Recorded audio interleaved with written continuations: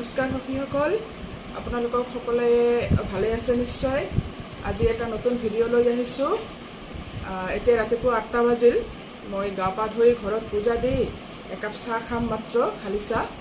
কাৰণ আজি মই মা মহামায়াৰ মন্দিৰত দৰ্শন কৰিবলৈ যাম।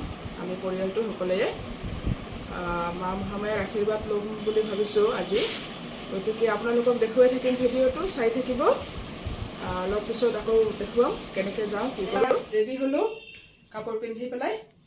এয়া বেলিনাও ৰেডি হৈছে, কেমেৰামেনজনীও ৰেডি হৈছে। আমি এতিয়া মহামায়াৰ ফালে গৈ আছোঁ, মহামায়াত যাওঁ। তাৰপিছত আপোনালোকৰ লগত কথা পাতিম অলপ ৰেডি হৈ লওঁ। এয়া আমি গৈ আছোঁ ফেমিলি, এয়া আমি গৈ আছোঁ। হয়, এয়া আমাৰ চাৰিচকীয়া বাহনখনৰ ড্ৰাইভাৰ, লগতে আমাৰ জীৱনৰো ড্ৰাইভাৰ। আমাৰ পৰিয়ালটো কেনেকৈ চলাই যাব লাগে, পৰিয়ালটো নিকাকৈ চলাই কেনেকৈ পৰিষ্কাৰকৈ চলাই যাব লাগে সংসাৰ এখন। গতিকে মানে ড্ৰাইভাৰ, এক্সপাৰ্ট ড্ৰাইভাৰ। এয়া আমি গৈ আছোঁ, আপোনালোকক দেখুৱাই থাকিম।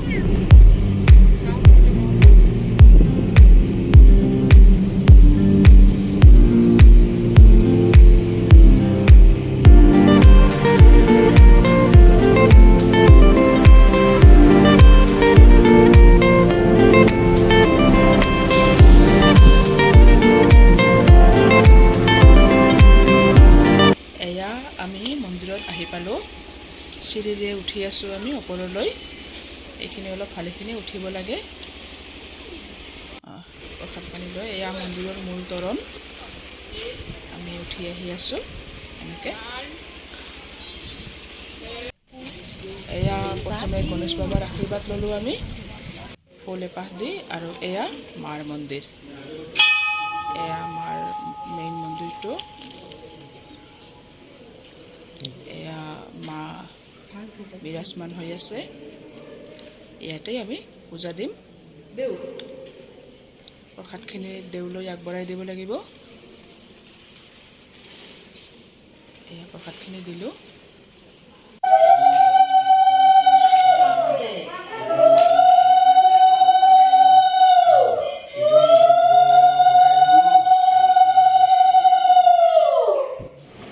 মহামায়াৰ পৰা আহিলোঁ মাত্ৰ, আহিয়ে গা ধুয়ে আৰু ৰ'ব নোৱাৰি। বস্তু আহিছিল কিবা এনেকুৱা ফ্লিপকাৰ্টৰ পৰা 2টা পেকেট আহিছিল।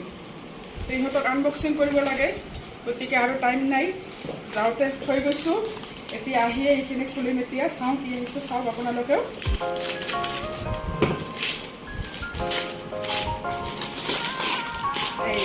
এয়া হ'ল এখন টেবুল ক্লথ অৰ্ডাৰ দিছিলোঁ। আৰু এইটো এটা আছে, এইটো চাব ৰ'ব। যাওঁতে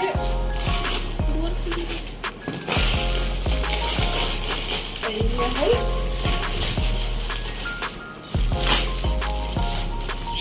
এইবিলাক মোৰ চফাৰ কভাৰ আহিছে। এনেকৈ এই 2টা বস্তু অৰ্ডাৰ দিছিলোঁ, আজি 7 দিনৰ মূৰত আহিল। গতিকে যাওঁতে থৈ গৈছোঁ, আহি আৰু টাইম নাই আৰু গা ধুই এইখিনি আনবক্সিং কৰিলোঁ আৰু আপোনালোকক দেখুৱালোঁ এয়া বস্তু।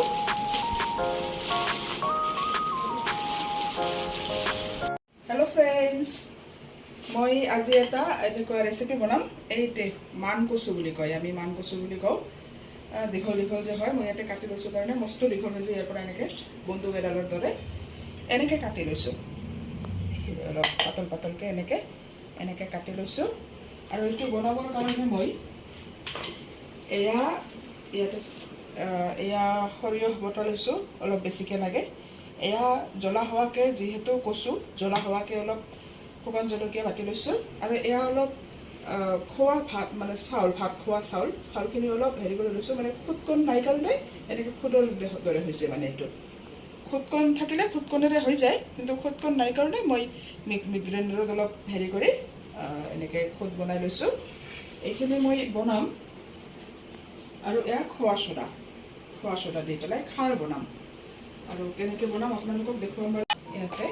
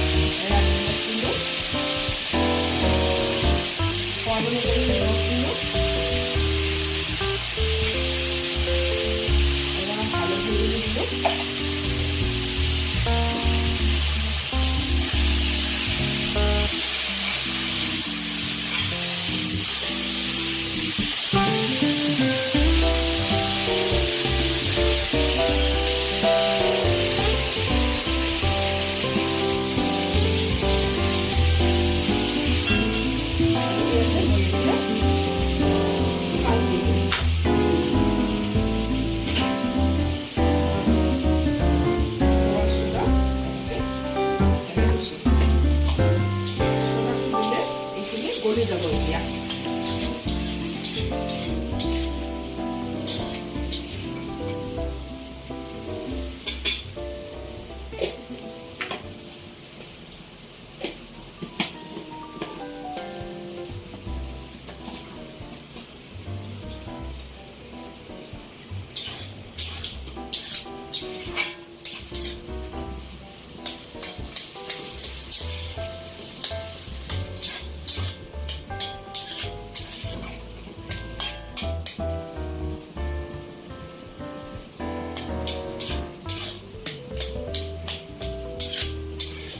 এইখিনি এতিয়া মিক্স হৈ আছে।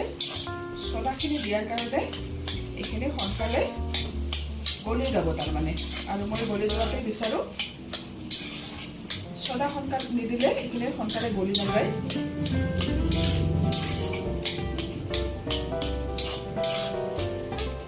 প্ৰায় গলি আছে, হৈ আছে প্ৰায়।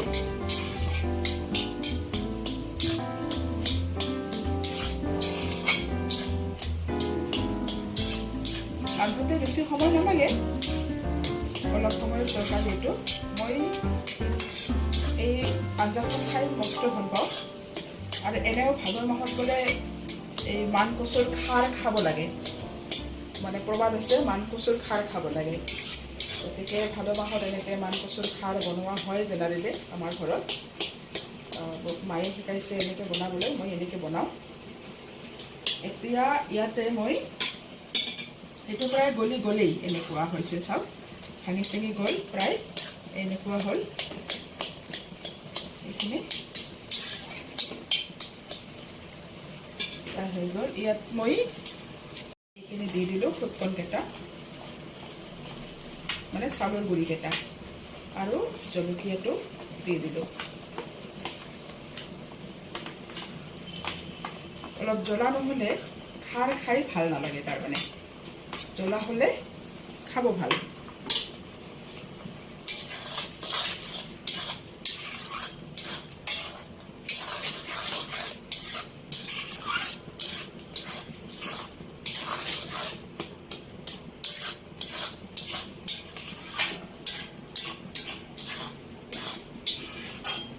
এয়া অলপ সময়, আৰু বেছি সময় নাই, হৈ আছে আৰু মাত্ৰ এইখিনি। এতিয়া মই অলপ পানী আনিম।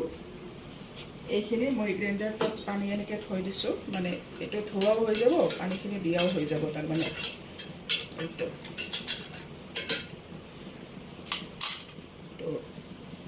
সৰিয়হটো অলপ গলাই লৈছোঁ।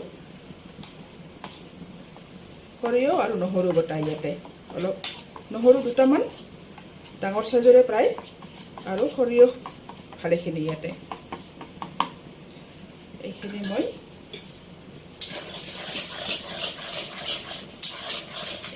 ইয়াতে ঢালি দিম। এয়া গোটেইখিনি ঢালি দিলোঁ।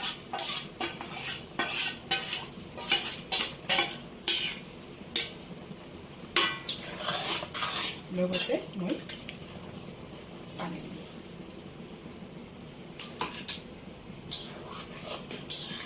ইয়াতে আৰু অলপ পানী লাগিব, অলপ পানী আনো। এয়া পানী,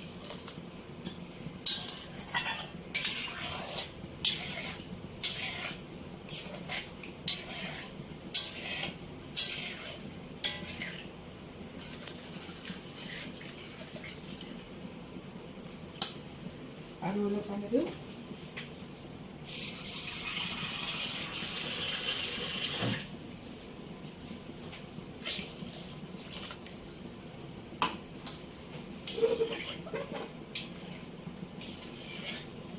এয়া এইখিনি ভালকৈ উতলিব।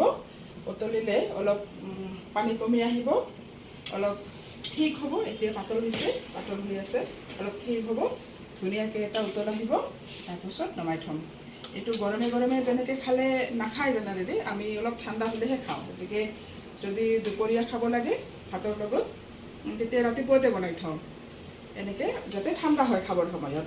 সেইটো হৈ থাকিব। এতিয়া খাৰৰ আঞ্জাখন হয় মানে মই ভাবিলোঁ আপোনালোকৰ লগত কথা পাতোঁ। এয়া পিছফালে দেখিছে, এয়া সৰু থাকোঁতে বিৰিণাই এনেকুৱা কৰিছে। এইবিলাক এতিয়া কালাৰ কৰিবলৈ আছে আমাৰ নতুনকৈ, এইবিলাক কৰিব লাগিব। মানে এটা খৰচ উলিয়াই থৈছে আৰু তাই। মই ভাবিলোঁ আজি মহামায়াত যোৱা প্ৰগ্ৰামটো আপোনালোকক দেখুৱাই লওঁ। অলপ চলপকৈ দেখুৱালোঁ, ভালকৈ সিমান দেখুওৱা নহ'ল। তথাপি আপোনালোকে চাব, যদি ভাল লাগে নিশ্চয় লাইক কৰিব আৰু কমেণ্ট কৰি জনাব, শ্বেয়াৰ কৰিব, ছাবস্ক্ৰাইব কৰিব আৰু বেল আইকনটোও বজাই দিব। আজিলৈ ইমানতে সামৰিছোঁ। ধন্যবাদ।